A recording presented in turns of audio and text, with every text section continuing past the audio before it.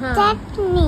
ও বাবা, কি শুনলে তো, ছেলে ঘুমোতে যাওয়ার আগে বলেই দিয়েছে ঘুম থেকে উঠে খাবে পরাঠা চাটনি। সেটা বানানোর জন্য এই চটজলদি দুধ গরম করে তার মধ্যে কিছুটা টক দই ফেটিয়ে দিয়ে কাটিয়ে নিয়েছি ছানাটা। এবার ছানাটাকে সেট হওয়ার জন্য একটু ঢাকা চাপা দিয়ে রেখেছি। নিজের পেটেও ছুঁচোয় দিচ্ছে ডন, তাই আর কি একটু ছাতু, মুড়ি, চিনি, নুন দিয়ে ভালো করে গুলিয়ে রেখেছি। আর ততক্ষণে ছানাগুলোও বেশ সুন্দর সেট হয়ে গেছে। জল ঝরিয়ে দেখো একটা বাটির মধ্যে নিয়ে নিয়েছি। এবার একটা ভারী পাত্র দিয়ে চাপা দিয়ে রেখেছি। ভারী পাত্র দিয়ে চাপা দিয়ে রাখার আধা ঘন্টা পর ওটাকে আমি সেট হওয়ার জন্য ফ্রিজে রেখে দিয়েছিলাম। এখন ফ্রিজ থেকে বের করে দেখে নিচ্ছি পনিরটা কত সুন্দর সেট হয়েছে, একদম সুন্দর হয়েছে। বাড়িতে আমি প্রায়শই কৃষুর জন্য পনির বানিয়ে নিই।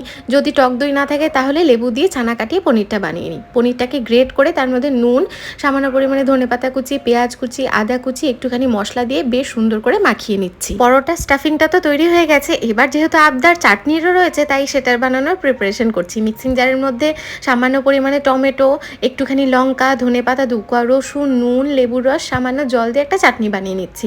চাটনিটা যদিও খাবে না, তবে যেহেতু আবদার করেছে তাই যদি থালাতে সাজিয়ে দিই তাহলে বেশ খুশি হবে। এবার আটার লেচির মধ্যে পনিরের স্টাফিং অনেকটা ভরে রুটির মতন বেলে প্রথমে এপিট ওপিট রুটির মতন সেঁকে নিয়ে অল্প ছেটে ফোটা তেল দিয়ে পরোটাটাকে আমি ভেজে নিয়েছি। ওর পরোটা বানানোর সময় বাটার কিংবা তেল খুব কম পরিমাণে ইউজ করি, এতে ওরও মনটা খুশি থাকে আর কম তেল মশলা ইউজ করায় আমারও মনটা খুশি থাকে।